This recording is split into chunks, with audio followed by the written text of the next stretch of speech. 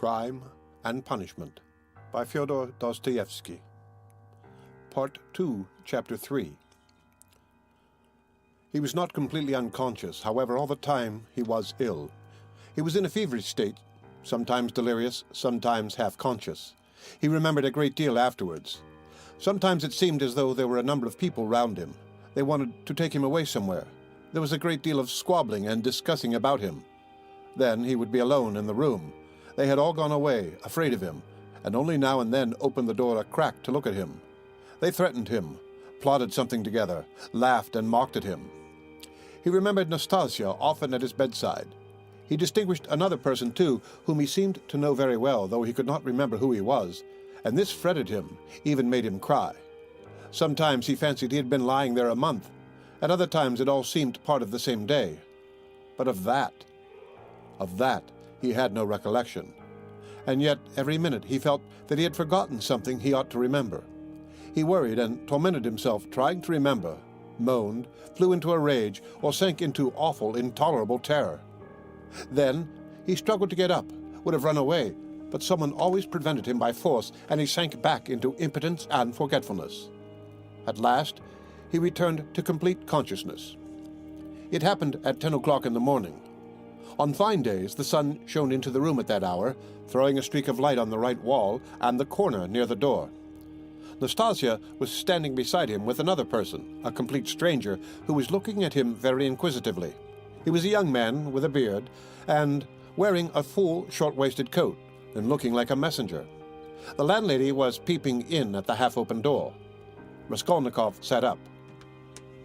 "Who is this, Nastasia?" he asked, pointing to the young man. "I say, he's himself again," she said. "He is himself," echoed the man. Concluding that he had returned to his senses, the landlady closed the door and disappeared. She was always shy and dreaded conversations or discussions. She was a woman of 40, not at all bad-looking, fat and buxom, with black eyes and eyebrows, good-natured from fatness and laziness, and absurdly bashful. "Who are you?" he went on, addressing the man. But at that moment the door was flung open, and stooping a little as he was so tall, Razumihin came in. "What a cabin it is!" he cried.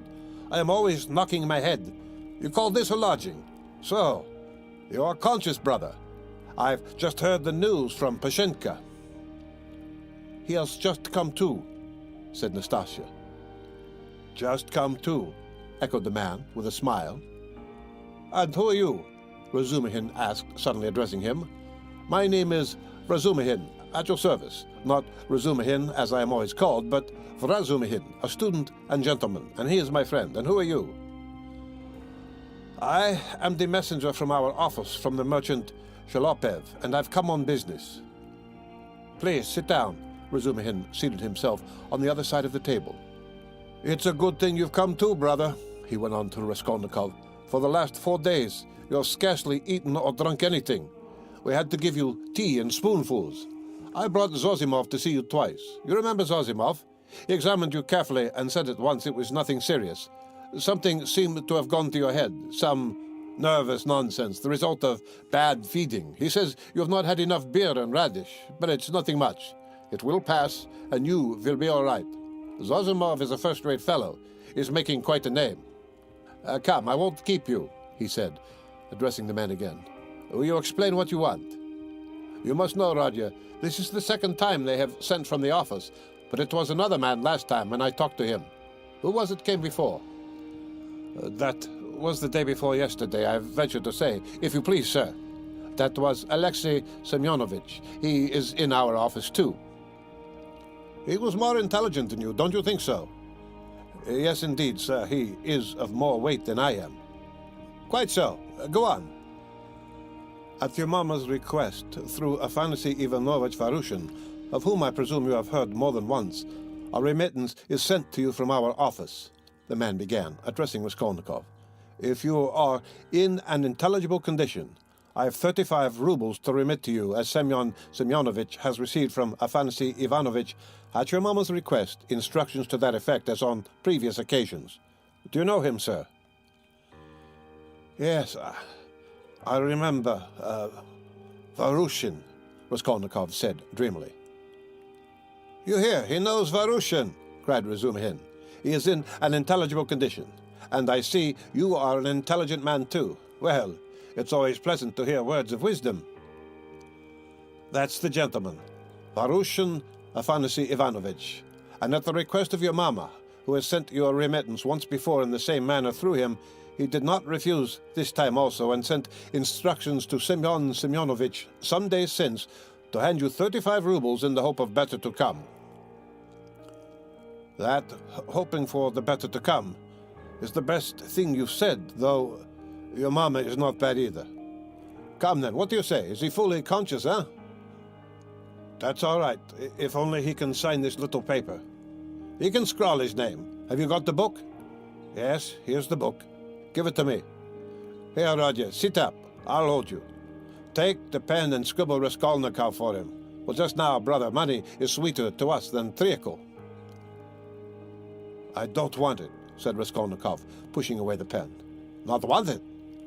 I won't sign it. How the devil can you do without signing it? I don't want the money. Don't want the money? Come, brother, that's nonsense. I bear witness.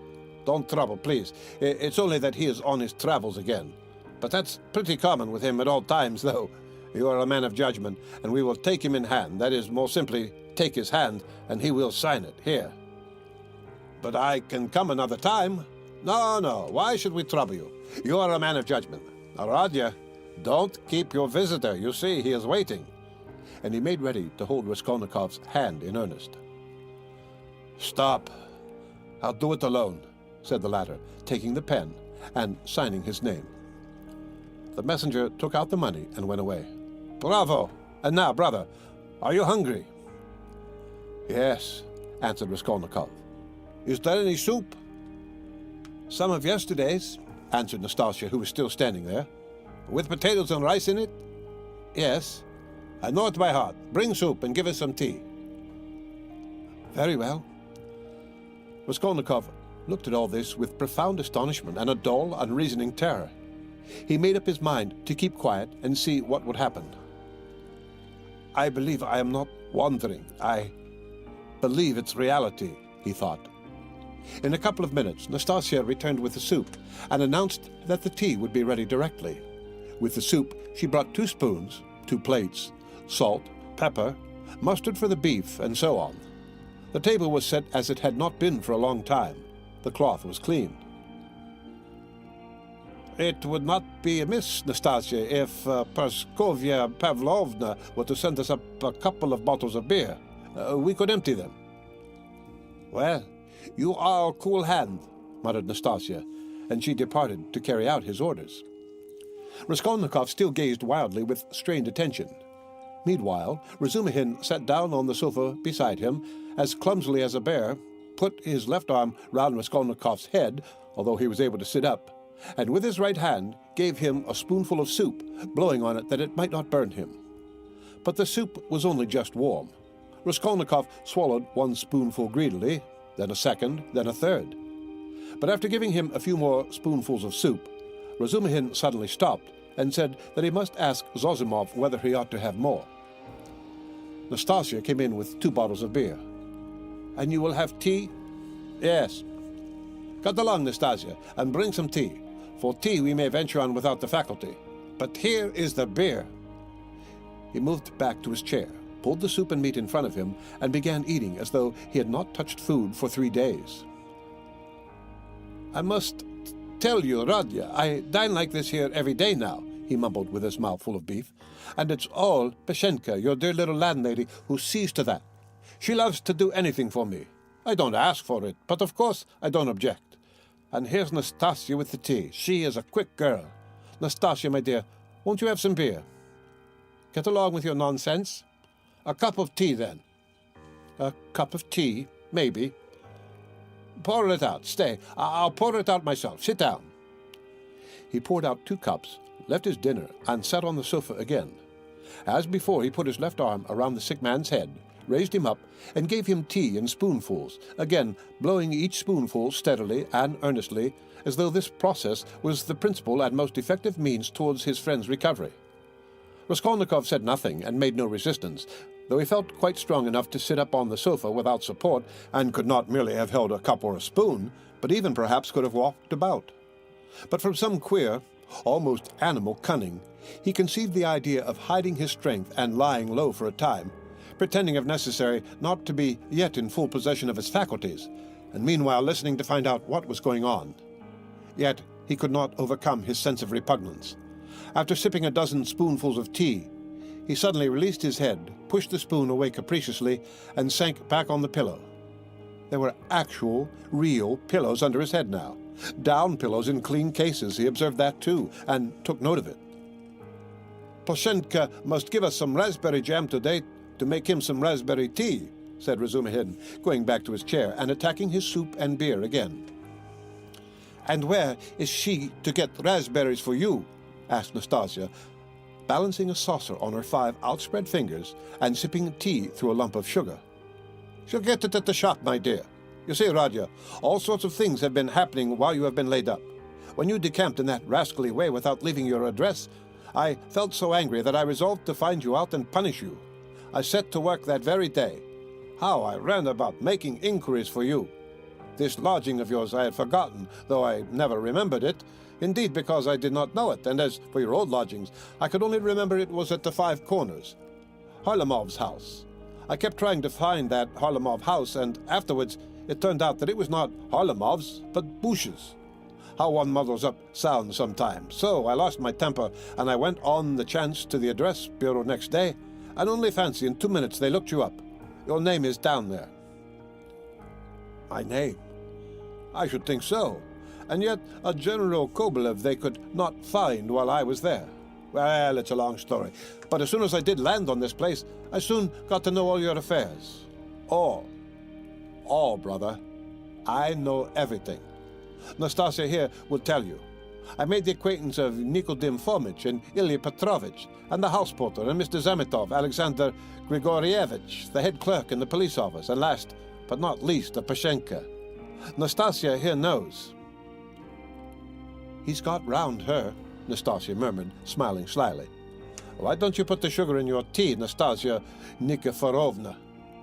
"You are a one," Nastasia cried, suddenly going off into a giggle. "I am not Nikiforovna, but Petrovna," she added, suddenly recovering from her mirth. "I'll make a note of it. Well, brother, to make a long story short, I was going in for a regular explosion here to uproot all malignant influences in the locality. But Pashenka won the day.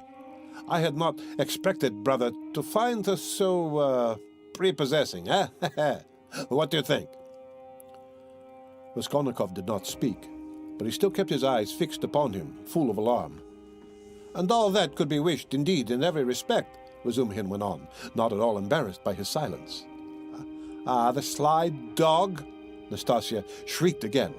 This conversation afforded her unspeakable delight. "It's a pity, brother, that you did not set to work in the right way at first. You ought to have approached her differently. She is, so to speak, a most unaccountable character. But we will talk about her character later. How could you let things come to such a pass that she gave up sending you your dinner, and that IOU? You must have been mad to sign an IOU.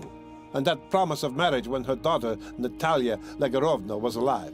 I know all about it, but I see that's a delicate matter, and I am an ass. Forgive me. But talking of foolishness, do you know, Praskovya Pavlovna is not nearly so foolish as you would think at first sight." "No," mumbled Raskolnikov, looking away, but feeling that it was better to keep up the conversation. "She is, isn't she?" cried Razumihin, delighted to get an answer out of him. "But she's not very clever either, eh? She is essentially an unaccountable character. I am sometimes quite at a loss. I assure you, she must be 40. She says she is 36, and of course she has every right to say so, but I swear I judge her intellectually simply from the metaphysical point of view. There is a sort of symbolism sprung up between us, a sort of algebra or whatnot. I don't understand it. Well, that's all nonsense. Only seeing that you're not a student now, and have lost your lessons and your clothes, and that through the young lady's death she has no need to treat you as a relation. She suddenly took fright, and as you hid in your den and dropped all your old relations with her, she planned to get rid of you, and she's been cherishing that design a long time, but was sorry to lose the IOU, for you assured her yourself that your mother would pay. It was base of me to say that. My mother herself is almost a beggar, and I told a lie to keep my lodging and be fed. Raskolnikov said loudly and distinctly. Yes, yes, you did very sensibly. But the worst of it is that at that point, Mr. Chibarov turns up, a businessman. Pashenka would never have thought of doing anything on her own account. She is too retiring. But the businessman is by no means retiring, and first thing he puts the question, is there any hope of realizing the IOU? Answer, there is, because he has a mother who would save her Rodion with her 125 rubles pension, if she has to starve herself, and a sister too, who would go into bondage for his sake. That's what he was building upon. Why do you start? I know all the ins and outs of your affairs now, my dear boy. It's not for nothing that you were so open with Pashenka when you were her prospective son-in-law, and I say all this as a friend, but I tell you what it is. An honest and sensitive man is open, and the businessman listens and goes on eating you up. Well, then she gave the IOU by way of payment to this Chibarov, and without hesitation he made a formal demand for payment. When I heard all of this, I wanted to blow him up too, to clear my conscience. But by that time, harmony reigned between me and Pashenka, and I insisted on stopping the whole affair, engaging that you would pay. I went security for you, brother, do you understand? We called Chibarov, flung him 10 rubles, and got the IOU back from him, and here I have the honor of presenting it to you. She trusts your word now. Here, take it. You see, I have torn it. Razumihin put the note on the table. Raskolnikov looked at him and turned to the wall without uttering a word. Even Razumihin felt a twinge. I see, brother, he said a moment later, that I have been playing the fool again. I thought I should amuse you with my chatter, and I believe I have only made you cross. Was it you I did not recognize when I was delirious? Raskolnikov asked, after a moment's pause, without turning his head. Yes, and you flew into a rage about it, especially when I brought Zametov one day. Zametov? The head clerk. What for? Raskolnikov turned round quickly and fixed his eyes on Razumihin. What's the matter with you? What are you upset about? He wanted to make your acquaintance because I talked to him a lot about you. How could I have found out so much except from him? He is a capital fellow, brother, first rate. In his own way, of course. Now we are friends. See each other almost every day. I have moved into this part, you know. I have only just moved. I've been with him to Louise Ivanova once or twice. Do you remember Louise Ivanova? Did I say anything in delirium? I should think so. You were beside yourself. What did I rave about? What next? What did you rave about? What people do rave about? Well, brother, now I must not lose time. To work. He got up from the table and took up his cap. What did I rave about? How he keeps on. Are you afraid of having let out some secret? Don't worry yourself. You said nothing about the Countess, but you said a lot about a bulldog, and about earrings and chains, and about Krestovsky Island, and some porter, and Nikodim Fomich, and Ilya Petrovich, the assistant superintendent. And another thing that was of special interest to you was your own sock. You whined, "Give me my sock." Zametov hunted all about your room for your socks, and with his own scented, ring-bedecked fingers he gave you the rag. And only then were you comforted, and for the next 24 hours you held the wretched thing in your hand. We cannot get it from you. It is most likely somewhere under your quilt at this moment. And then you asked so piteously for fringe for your trousers. We tried to find out what sort of fringe, but we could not make it out. Now, to business. Here are 35 rubles. I take 10 of them, and shall give you an account of them in an hour or two. I will let Zosimov know at the same time, though he ought to have been here long ago, for it is nearly 12. And you, Nastasia, look in pretty often while I am away to see whether he wants a drink or anything else. And I will tell Pashenka what is wanted myself. Goodbye. He calls her Pashenka. Ah, he's a deep one. said Nastasia as he went out. Then she opened the door and stood listening, but could not resist running downstairs after him. She was very eager to hear what he would say to the landlady. She was evidently quite fascinated by Razumihin. No sooner had she left the room than the sick man flung off the bedclothes and leapt out of bed like a madman. With burning, twitching impatience, he had waited for them to be gone so that he might set to work. But to what work? Now, as though to spite him, it eluded him. Good God, only tell me one thing. Do they know of it yet or not? What if they know it and are only pretending, mocking me while I am laid up, and then they will come in and tell me that it's been discovered long ago and that they have only... What am I to do now? That's what I've forgotten, as though on purpose, forgotten it all at once. I remembered a minute ago. He stood in the middle of the room and gazed in miserable bewilderment about him. He walked to the door, opened it, listened, but that was not what he wanted. Suddenly, as though recalling something, he rushed to the corner where there was a hole under the paper, began examining it, put his hand into the hole, fumbled, but that was not it. He went to the stove, opened it, and began rummaging in the ashes. The frayed edges of his trousers and the rags cut off his pocket were lying there, just as he had thrown them. No one had looked then. Then he remembered the sock about which Razumihin had just been telling him. Yes, there it lay, on the sofa under the quilt, but it was so covered with dust and grime that Zametov could not have seen anything on it. Bah! Zametov! The police office. And why am I sent to the police office? Where's the notice? Bah! I'm mixing it up. That was then. I looked at my sock then too, but now I have been ill. But what did Zametov come for? Why did Razumihin bring him? He muttered, hopelessly sitting on the sofa again. What does it mean? Am I still in delirium, or is it real? I believe it is real. Ah, I remember. I must escape. Make haste to escape. Yes, I must escape. Yes. But where? And where are my clothes? I've no boots. They've taken them away. They've hidden them. I understand. Oh, here is my coat. They passed that over. And here is money on the table, thank God. And here's the IOU. I'll take the money and go and take another lodging. They won't find me. Yes, but the address bureau, they'll find me. Razumihin will find me. But escape altogether, far away, to America, and let them do their worst, and take the IOU. It would be of use there. What else shall I take? They think I am ill. They don't know that I can walk. I could see by their eyes that they know all about it. If only I could get downstairs. And what if they have set a watch there? Policeman. What's this? Tea. Ah, and here is beer left. Half a bottle, cold.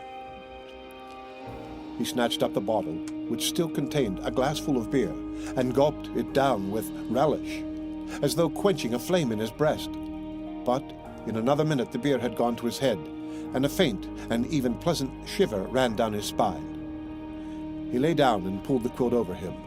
His sick and incoherent thoughts grew more and more disconnected, and soon a light, pleasant drowsiness came upon him. With a sense of comfort, he nestled his head into the pillow, wrapped more closely about him the soft wadded quilt which had replaced the old ragged greatcoat, sighed softly, and sank into a deep, sound, refreshing sleep. He woke up, hearing someone come in.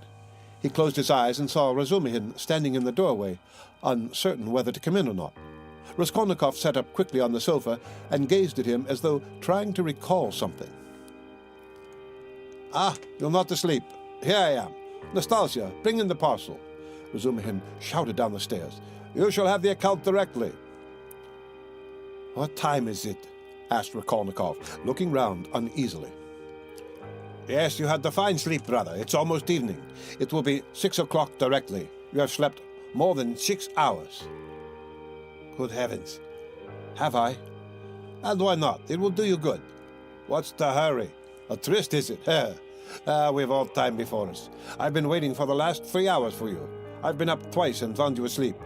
I've called on Zosimov twice. Not at home, only fancy. But no matter, he will turn up. And I've been out on my own business, too. You know, I've been moving today, moving with my uncle.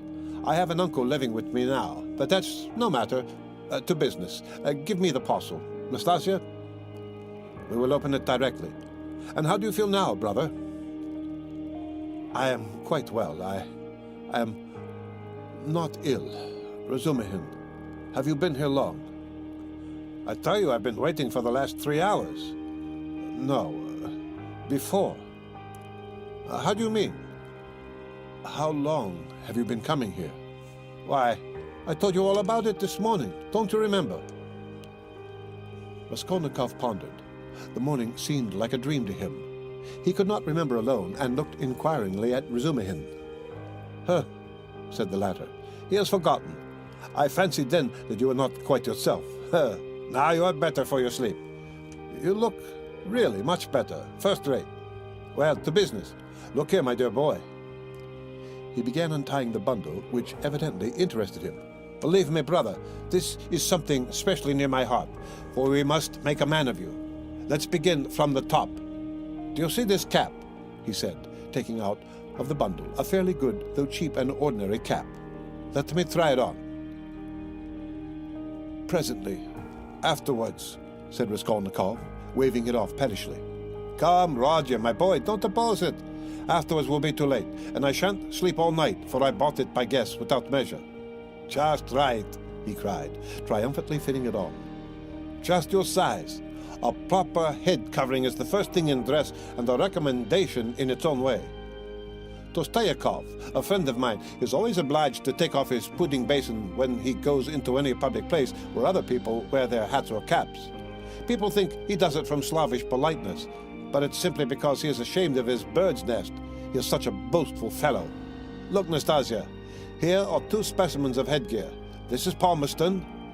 He took from the corner Raskolnikov's old battered hat, which, for some unknown reason, he called a Palmerston, or this jewel. Guess the price, Roger. What do you suppose I paid for it? Nastasia, he said, turning to her, seeing that Raskolnikov did not speak. 20 kopecks, no more, I dare say, answered Nastasia. 20 kopecks, silly, he cried, offended. Why, nowadays, you would cost more than that, 80 kopecks, and that's only because it has been worn, and it's bought on condition that when it's worn out, they will give you another next year. Yes, on my word. Well, now, let us pass to the United States of America, as they call them at school. I assure you, I am proud of these breeches. And he exhibited to Raskolnikov a pair of light summer trousers of gray woolen material. No holes, no spots, and quite respectable, although a little worn. And the waistcoat to match, quite in the fashion. And its being worn really is an improvement. It's softer, smoother. You see, Roger, to my thinking, the great thing for getting on in the world is always to keep to the seasons. If you don't insist on having asparagus in January, you keep your money in your purse. And it's the same with this purchase. It's summer now, so I've been buying summer things. Warmer materials will be wanted for autumn, so you will have to throw these away in any case, especially as they will be done for by then from their own lack of coherence, if not your higher standard of luxury. Come, price them. What do you say? 2 rubles, 25 kopecks. And remember the condition. If you wear these out, you will have another suit for nothing. They only do business on that system at Fediev's. If you've bought the thing once, you're satisfied for life, for you will never go there again of your own free will. Now, for the boots. What do you say? You see, they are a bit worn, but they'll last a couple of months, for it's foreign work and foreign leather. The secretary of the English embassy sold them last week. He had only worn them 6 days, but he was very short of cash. Price? $1.50 rubles. A bargain? But perhaps they won't fit, observed Nastasia. Not fit? Oh, just look. And he pulled out of his pocket Raskolnikov's old broken boot, stiffly coated with dry mud. I did not go empty-handed. They took the size from this monster. We all did our best. And as to your linen, your landlady has seen to that. Here, to begin with, are 3 shirts, hempen, but with a fashionable front. Well, now then, 80 kopecks the cap, 2 rubles 25 kopecks the suit, together 3 rubles 5 kopecks, $1.50 rubles for the boots, for, you see, they are very good. And that makes 4 rubles 55 kopecks, 5 rubles for the underclothes, They were bought in the low, which makes them exactly 9 rubles, 55 kopecks. 45 kopecks change in coppers. Will you take it? And so, Radia, you are set up with a complete new rig-out, for your overcoat will serve and even has a style of its own. That comes from getting one's clothes from Sharma's. As for your socks and other things, I leave them to you. We've 25 rubles left, and as for Pashenka and paying for your lodging, don't you worry. I tell you, she'll trust you for anything. And now, brother, let me change your linen, for I dare say you will throw off your illness with your shirt. Let me be. I don't want to. Raskolnikov waved him off. He had listened with disgust to Razumihin's efforts to be playful about his purchases. Come, brother, don't tell me I've been trudging around for nothing, Razumihin insisted. Nastasia, don't be bashful, but help me. That's it. And in spite of Raskolnikov's resistance, he changed his linen.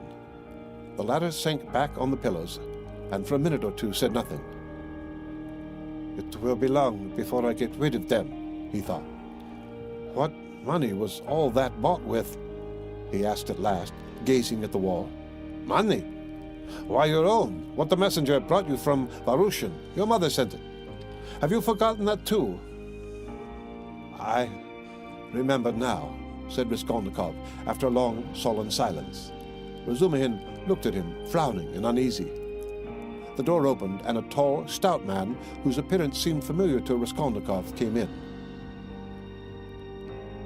The end of Part 2, Chapter 3, of Crime and Punishment, by Fyodor Dostoyevsky. Read by Rick Kishner.